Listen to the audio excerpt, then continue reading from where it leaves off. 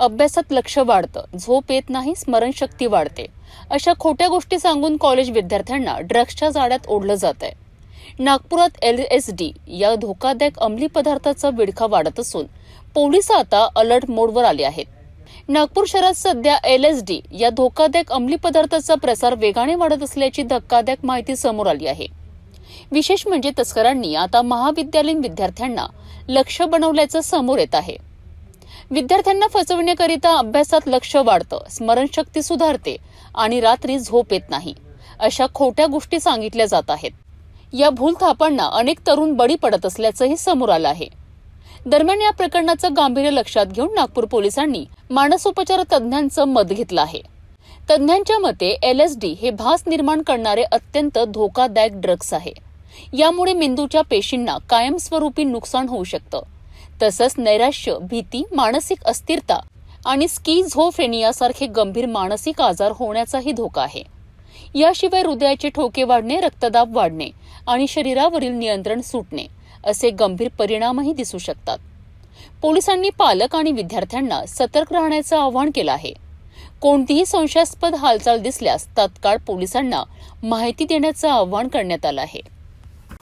एक केसमध्ये आम्ही आमची जे माहितीच्या आधारावर आम्ही एक रेड केली होती। त्या रेडमध्ये आम्हाला एक LSD म्हणून जे नवीन प्रकारची ड्रग आहे ती सापडली आणि त्याच्यात 2 युवा मुले त्याचे सापडले होते आणि ते कन्झ्युम करण्याची एक वेगळी त्यांची पद्धत आहे। स्टिकरची फॉर्ममध्ये येतात आणि तो स्टिकर आपण तोंडात ठेवतो आणि तर त्याचे जे आहे स्लोली त्याचे जे ड्रग आहे त्याचा इम्पॅक्ट होतो किंवा ते आपल्या शरीरामध्ये जातात आणि ती जी आहे ते ड्रग्सचा इम्पॅक्ट जो आहे वेगळे प्रकारच्या होतात आणि थोडी वेळासाठी जास्त वेळासाठी राहतो। मग ही जी आहे ड्रग याचे जे बॅकवर्ड लिंकेज आहे ते आपण हे करतो आणि हे मुलांपर्यंत कसे पोहोचली हेही आम्हाला जे आरोपी आहे ते सापडलेले आहे आणि याची पुढची जी आमची कारवाई सध्या चालू आहे। आणि हे जे आहे आम्ही पाहिलं की स्पेशली जे युवा मंडळी आहे, मुले किंवा मुली, हे दोघांमध्ये हे आम्हाला दिसतं आहे त्याचा वापर।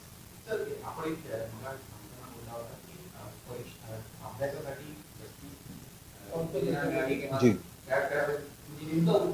तर हे जे आहे ना आम्ही पाहिलं की काही मुलांना असं वाटतंय की हे जर घेतली तर काही तासासाठी आम्ही याच्या एकदम अवेक राहतो, म्हणजे नीट झोप येत नाही, तसेच त्याचे आपलं कन्सन्ट्रेशन वाढतात असा ह्या ड्रग्सचे मागे सांगण्यात आलेलं आहे। आणि ही जी कन्सन्ट्रेशन आहे तर ते एक आम्ही ज्यावेळेस सायकेट्रिस्ट आहे त्यांच्याशी बोललो तर त्यांचं असं म्हणणं आहे की हे जे आहे ते स्टिम्युलेट करतात आपले मेंदूला आणि मग त्याचं हे जे आहे ते ॲक्च्युली आम्ही मेडिकल पर्पजसाठी करतो, परंतु ह्याचा हार्मफुल इम्पॅक्ट आपले शरीरावर किंवा मेंदूवर होतो।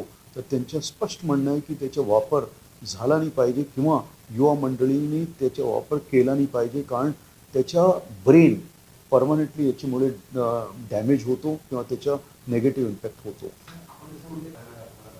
याच्याबद्दल कारण मी टेक्निकली एक्सपर्ट नाही या फील्डवर जास्त बोलणे, परंतु जे आम्हाला यांनी सांगितलं मुलांनी त्याचं असं म्हणणं आहे की साहेब आम्हाला हे होतं की आम्ही जास्त फोकस कन्सन्ट्रेशननी जास्त ते करू शकू याच्यामुळे, आणि काही वेळेस जे आमचा फोकस होत नाही तर हे घेतलं तर फोकस होतो, ही चुकीची धारणा त्यांनी आम्हाला हे सांगितलेली आहे, म्हणून ते घेत असतील असं आम्हाला वाटतं।